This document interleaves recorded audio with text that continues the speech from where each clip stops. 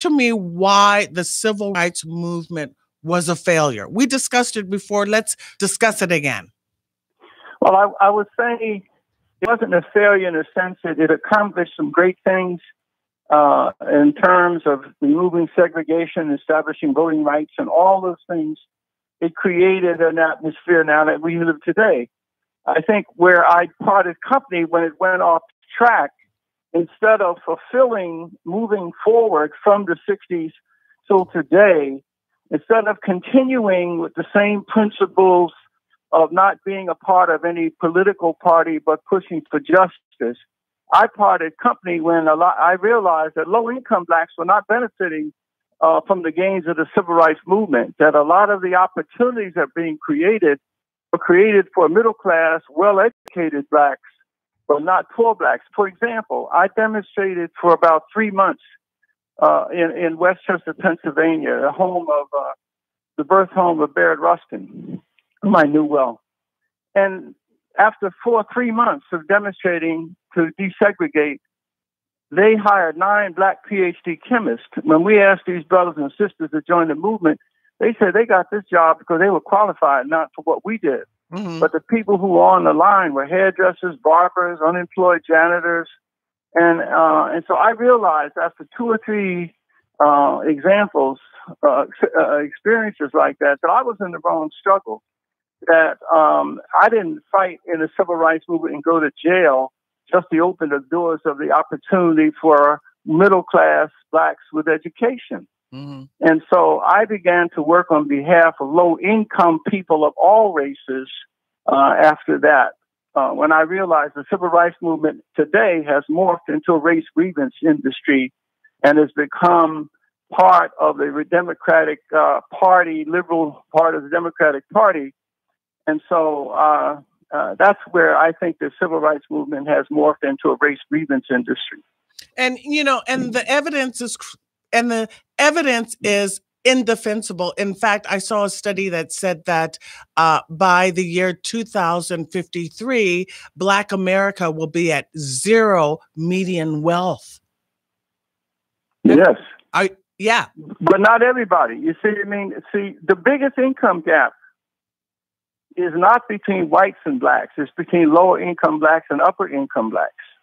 Mm-hmm. And so if racism were the culprit, then why aren't all blacks suffering equally? There was a study done by Black Enterprise in the city of Washington. Washington, D.C. has one of the most affluent groups of blacks in the country.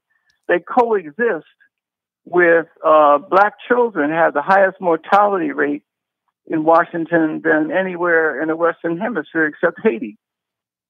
So if racism were the culprit, how do you have coexisting in the same city over the last 30 to 40 years, upper income blacks whose children are going to elite Catholic schools and going on to other private schools, coexisting with children with a high mortality rate and poverty? So that's the biggest challenge we face is how do we begin to develop policies that don't just help upper income people, but help those who are most marginalized, those who are in those communities facing the greatest challenge. And I think what the president has proposed here will, in fact, direct capital into distressed communities that are starving of capital, that are starving of small businesses, that are starving of secure places. So that's kind of where I'm coming from. So you think it's a good thing then? I really do. What it will do, regardless of what you think, anybody thinks about the president and other areas, we have to be strategic. I look for strategic partners. And so we need to be strategic. Any minority group's participation in the American economy does not depend upon how much government welfare they receive. It is their small business formation rates. Mm-hmm. A healthy community should generate about 3 businesses per 1,000 people per year. Mm-hmm.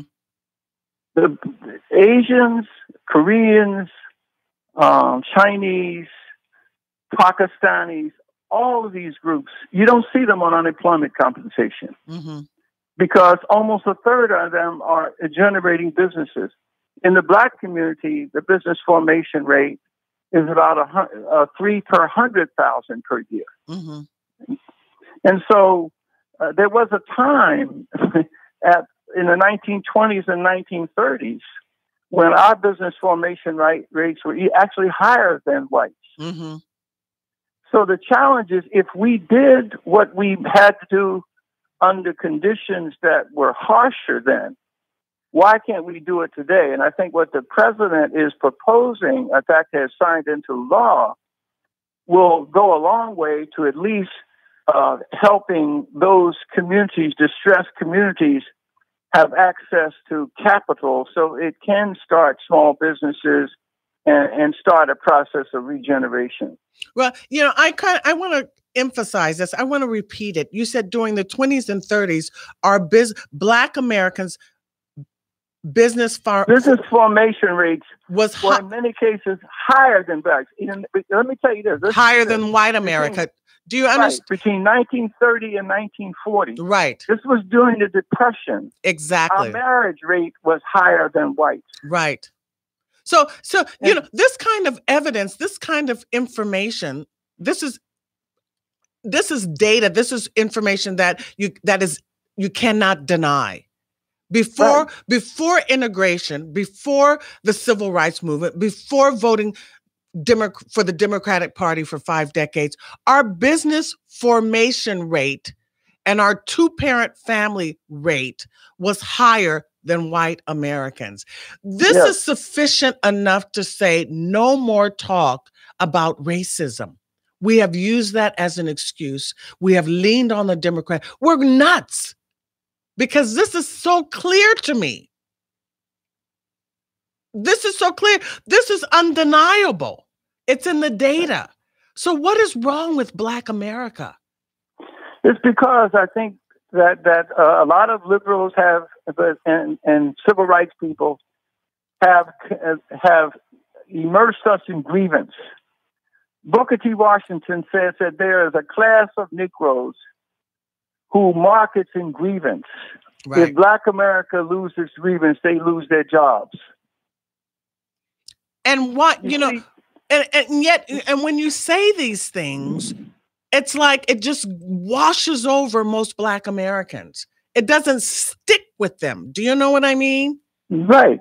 Well, you look at the best-selling books written by Black scholars from Harvard and places like that. They're all grievance books. Michael Eric Dyson, Cornel West. Cornel West, all of them are grievance, but they are all complaining about white racism while they are getting their money from guilt-ridden whites. Coach can go to Dartmouth University and tell white folks how racist they are and how privileged they are, and they give him a standing ovation and write him a check for $40,000 for giving a 35-minute speech. In other words, what I think, in other words, we must understand when whites were at their worst, we were at our best. Okay, I'm going to repeat that, and I'm going to write it all over my Facebook page. When whites were at their worst, we were at our best. That sums it up perfectly, folks. It does. Yeah. Let me give you another example. Again, facts. Right. See, I'm not presenting arguments or ideology or politics. I'm talking facts. Exactly. Between 1920 and 1940, just a period of 20 years, the education gap between whites in the South was 3 years. Whites had a reading level education of 8th grade education. Blacks had a 5th grade level. But in 1920, that's what they read. By 1940, that gap has closed within 6 months. Because Booker T. Washington partnered with Julius Rosenwald, the CEO of Sears, and they provided matching funds of $4.3 million. Mm-hmm. And Black communities all over the South helped construct 5,000 Rosenwald schools. Mm-hmm. And we put up 4.6 million. Can you imagine what the wages were? And we built those schools. And as a consequence, the education gap in terms of expenditures, they were spending 5 times the amount of money on white education as it was Black education. But that spirit of self-determination and a will to succeed was so powerful that we closed the education gap within just 20 years. Mm-hmm.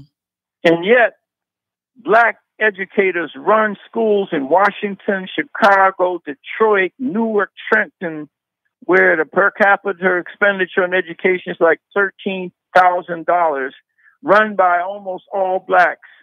And the question is, why are young Black kids failing in institutions run by their own people? Right. Right. I mean, you hear it, folks. You hear it, folks. I'm speaking with Robert Woodson, who is the founder of the Woodson Center. You know, why isn't Robert Woodson I know you go on C-SPAN periodically, but why isn't he on all the time with this data, with these facts? Why isn't he on MSNBC and CNN all the time with this information, this data? Why? Ask yourself why. Why isn't he on why isn't he consistently in the media saying these facts because these are things that Black Americans need to know. When whites were at their worst, Blacks were at their best. You need to know this. But yet, we're just so confused. I listen. They know, my truth warriors know I listen to Washington Journal. And when it's when it's hate Trump day, here come the Black phone calls. Here come Black folks calling, oh, hate Trump day. Well, hate Trump day is like every other day on Washington Journal. All Black folks know how to do is hate Trump. And, I even had arguments with people in my bank. I bank at One United Bank, the Black bank. I had arguments with loud discussions with Black people. Oh, don't you hate Trump? These are ignoramuses. They know nothing. They know no history, no data, no context. And this is why I talk about my grandfather born in 1895. So you're getting it, Robert Woodson, you're getting it from the horse's mouth, literally. I mean, is that a derogatory thing to say? I don't mean it that way. But you're getting, honey, you don't have to explain yourself to me. I understand. You're getting it from the source. He was there. He was involved with the civil rights movement. So when Black folks talking about, racism, this, white supremacy, this, and I even told you that Dr. Frances Cress Wellesley, who popularized the phrase white supremacy, which she got from Neely Fuller, I told you she even had like 17 things, a list of 17 things that Black Americans must do. So all these Black talking heads, academicians, Cornel West, Michael Eric Dyson, all these Black news folks talking, Joanne Reed, they're useless. They're liars. They're bull crapping Americans. And who's making them do that, Mr. Woodson, Dr. Woodson? Who's making them bull crap Americans? Well, one thing, white folks love to keep us focused on grievance, because then we're not talking about economic development either. We're not, as long as you're protesting something, you are not building anything. You're not solving any problems. Right. I tell people, when someone gets invited to speak to you and they just tell you how powerful white folks are, and then they say, well, it's white privilege. Anybody who talks about white privilege is a white supremacist. If you believe that white people have the power to compel Black educators to miseducate their own children by remote control, you are a white supremacist. In other words, that our forebears were able to achieve. We had 20 Blacks who were born slaves who died millionaires. And one I know was right here in Los Angeles, Biddy Mason. Biddy Mason. I did a whole thing on Biddy Mason. There should be a movie on her life. Right, exactly. Why don't they ever make a movie on Biddy Masons? She was the first the first female real estate tycoon right here in Los Angeles. And she was a right. And the slave. founder of the AME church there. And she was a slave. Hello. She had three daughters by her slave master, and she walked behind a wagon from Mississippi to Salt Lake City, delivering babies and tending to the cattle, right, while raising her daughters. And then they moved to Los Angeles. And that's when they discovered that Los Angeles was a free state and she was free. And she saved her money and bought land downtown Los Angeles and died net worth of about $3 to $5 million. This was a woman born a slave. Today, could not read or write. Couldn't read or write. Couldn't read or write. Today, after spending over $3 trillion on LBJ's Great Society poverty movement, Black folks make up 40% of the homeless. Go down to Skid Row. I always talk about that. We are 40% of the homeless in Los Angeles, a city where the first real estate tycoon was a slave Black woman. And her great-grandson was also one of the wealthiest. She left a legacy behind her. What was that? He was in real estate in the 1700s. Yeah, not in the 1700s. No. I'm talking about in 19th century. He left. She was born in 1818. Mm-hmm. And she created her wealth in about the mid 1800s. And then her son, she had three daughters, and they married other free Blacks. And then that grandson went on to become a real estate tycoon in Los Angeles as well. Mm-hmm. Well, this is. Go ahead. I'm sorry. So there are so many. I wrote a book some years ago called On the Road to Economic Freedom, mm-hmm. where I just spent years collecting the Blacks in business to find out what kind of wealth we created. Every city had our own hotel. Mm-hmm. When we were denied access to hotels, we bought our own. Exactly. In 1868. In Baltimore, 1,000 Blacks were fired for striking for more wages. Mm-hmm. And what we did was not march on Washington, but we borrowed our money and started our own railroad that ran successfully for 18 years from Baltimore to Maine. It was called the Chesapeake, Maine Dry Dock and Railroad Company. Mm-hmm. And it hired back those Blacks and some whites. Mm-hmm. So our young people need to know, man, again, when white folks were at their worst, we were at our best. Exactly. I can't say that. I'm going to say that repeatedly on my Facebook page. Folks, go to the Naked Truth Report YouTube channel and subscribe to my YouTube channel, please. Also, you can go to the Naked Truth Report Facebook page and subscribe to that. So when whites were at their worst, Blacks were at their best. Everyone listening to that show, just say that. Just say that. Yeah, that's like the bottom line. I don't need to say any more. That's sufficient. The evidence is clear. When whites were at their worst, Blacks were at their best. That's it. You don't need to say anymore. Do you think, Jeff? My engineer is Jeff. Okay, I'm speaking with Dr. Robert Woodson, who is the founder of the Woodson Center. He is known as the godfather of the neighborhood empowerment movement. He's been working in this field for 4 decades. He knows what he's talking about. And Dr. Woodson, tell us the name of your book. My book I have two, a couple, but the one that may be of interest to your listeners is called The Triumph of Joseph. That's my latest book, where I use Joseph as a metaphor for the relationship between the rich and the poor, mm-hmm. because a lot of those low-income people who achieve against the odds remind me of the Josephs in the Bible. Mm-hmm. He was treated unjustly, imprisoned, sold into slavery by his brothers, until Pharaoh called him up. But if he had become bitter, God could not have used him. Even though he was treated for a decade plus unfairly, he never became a victim. Even though he was victimized, he never became a victim. And as a consequence, Pharaoh empowered him, and he became the second most powerful man in Egypt. And I use that as a metaphor for what we need to do today. We should have a partnership between the good pharaohs, wealthy, powerful people who understand their limitations and are able to reach across race and class lines to people in these neighborhoods, low-income neighborhoods, who are able to achieve against the odds. They are the answers to our problems.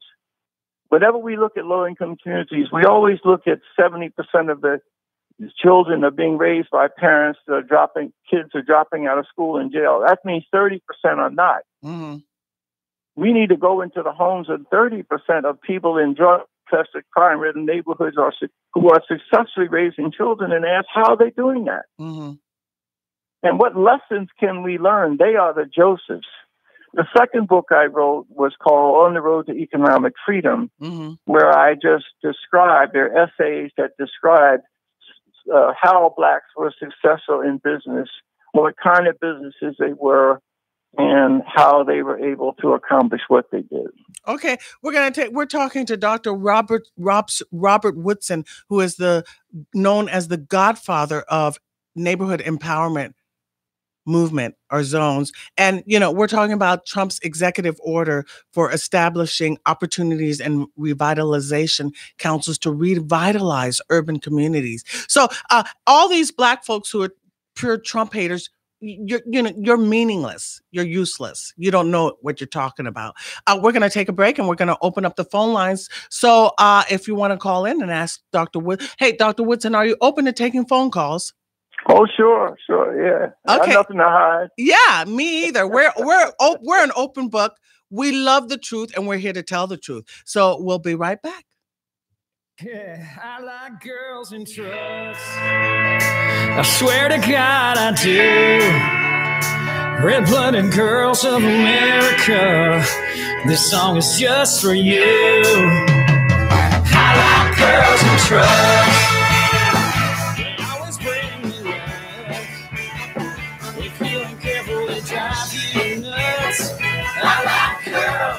I like girls and drugs.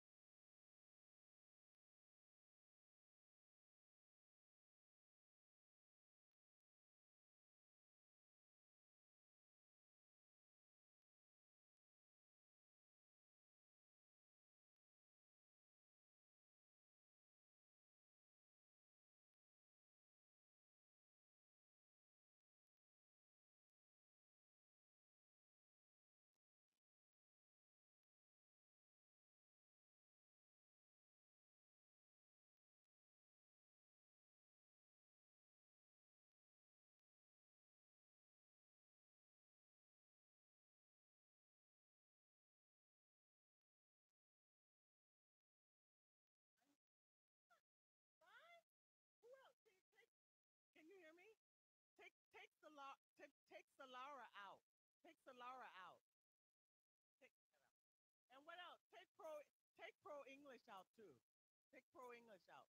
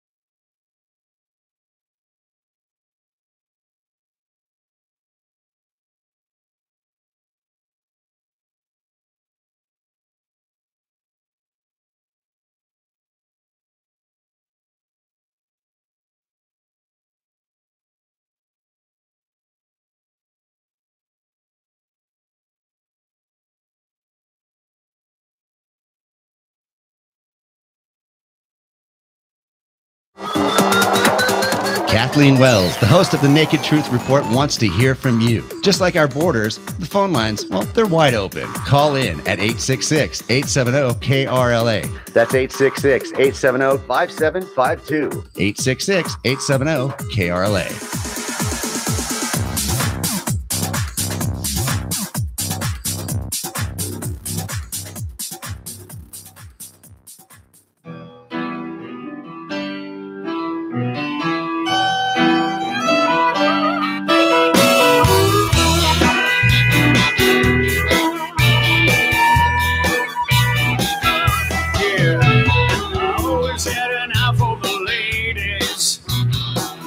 Sexy heels and a skirt. My wife done had enough of me.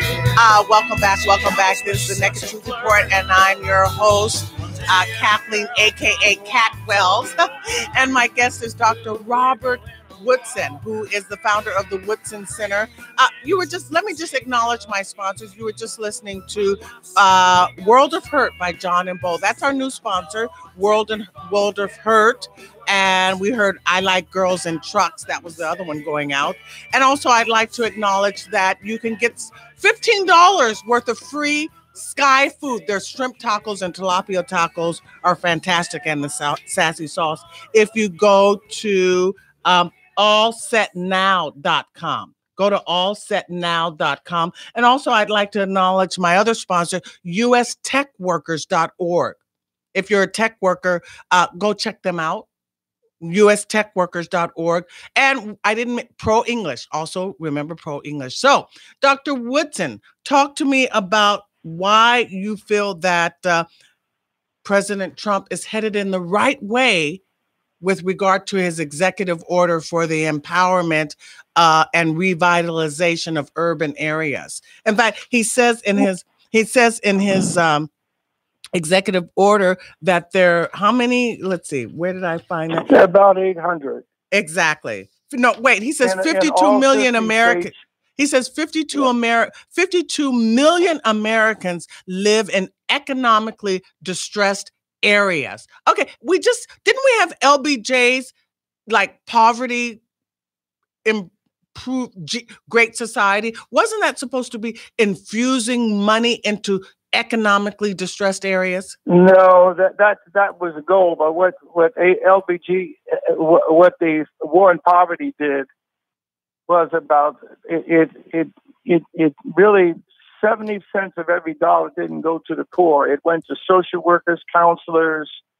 In other words, it created a whole industry of people who made their living off of serving the poor. Only about 30% of it went directly to the poor. So we created a commodity out of poor people where the people serving them didn't ask which problems are solvable, but which ones are fundable. And that's why we've spent about $22 trillion over the last 50 years on programs of aid to poor. And we haven't even moved the needle that much at all. You haven't moved. It's gotten worse, I think. No, I didn't. But what is different, I think, about this and then the poverty program sent money to the states, and then they hired professionals who designed programs to the poor and then parachuted them into poor communities. And that's why it didn't work. What is different about this, it takes economically distressed communities, about 800 of them, that are starving of capital to start small businesses. And it will, rather than government spending the money, it will attract private investors who will come in and partner with local leaders. And as a consequence, they will get a tax, not a tax credit, but tax relief. In other words, if you invest for 10 years in these empowerment zones, you won't have to pay capital gains tax of about 10%, as long as it's invested in that community. Also, the government is going to do something about manpower training, and they'll be investing other dollars to help people prepare and also to try to make those communities safer. Beautiful. Why don't we take a phone call now from Gretchen? Hi, Gretchen. Hi, I'm so happy. I got some 4 things to say. One is, remember Jaime Escalante was teaching people down there, and Watts, his stamp is one of the U.S. stamps now. He taught them calculus. So he was a great man. Now, another person I love is Booker T. Washington. I taught school down there in 97, 8, and 9. For some years, they wanted teachers white teachers, I'm Norwegian, to go down to the inner city from the Crips and Bloods. I wasn't afraid, but I was glad I was there. And so I wanted to say something. Booker T. Washington was such a wonderful story from beginning to end. He wanted education, and it made when he spoke, when he became president of his college, the Queen of England cried. Now, I know a man in Santa Monica who, for $80,000, made a wonderful movie a few years ago called The First Rosa. She was a teacher, and she organized a school for children until the boll weevil came, I think, in Georgia. And they have the whole movie. It's an hour and 45. It's a short movie, but I wish that you could both see that. I'll try to get it for you from the man at the Lutheran church down there that made it. Okay, thank you, Gretchen. Let's take a call now from Pam, who has a question for Dr. Woodson. Hi, Pam. You have a question for Dr. Woodson?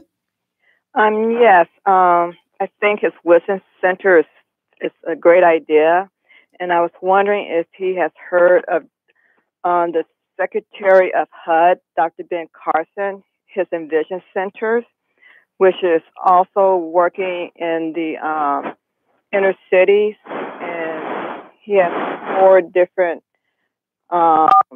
areas that he's working on. 1 is economic empowerment, 2 is character and leadership, 3 is health and wellness, and the 4th is educational advancement. And I was wondering if maybe the 2 of them can get together and work together to revitalize the inner cities throughout the country. Yeah. Okay. Thank you, Pam. So, Dr. Woodson, she's saying, are you familiar with? Yeah, I do know Dr. Carson's effort, and those efforts will work together, because it's not enough just to put money in those communities. You got to prepare people. My organization will be working with local leaders to help train and prepare them to take advantage of these opportunities, because it's going to take some knowledge and some work. And so money doesn't change very much. It isn't just brick and mortar. You got to change the hearts and attitudes of people there. But there are already people who are doing some fantastic things to revitalize their communities. And so this the challenge is to go and find them and then work side by side with them. Well, who is the point person in Los Angeles? Do you know? I don't know. I don't think they have a point person in Los Angeles. The next step is to identify leaders in these communities that have been so designated as empowerment zones, to find out what is the level of interest and the level of leadership in these communities. So the next task is to identify people there who are in. And the Woodson Center is going to be helping them to do that, because we have about 3,000 grassroots leaders that we have trained in 39 states. So we have a broad network of people that we work with. Yeah, I would like to I know some folks that I would like to actually recommend to you. In fact, I had Rock with the Youth ICANN Center. I think he would be fantastic. Right, and we'll be looking.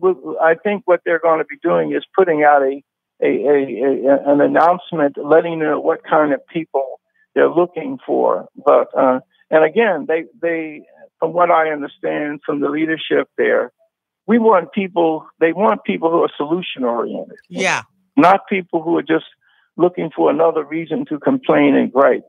Like theories, people who are like just into theories, like I say, I'm a results oriented person.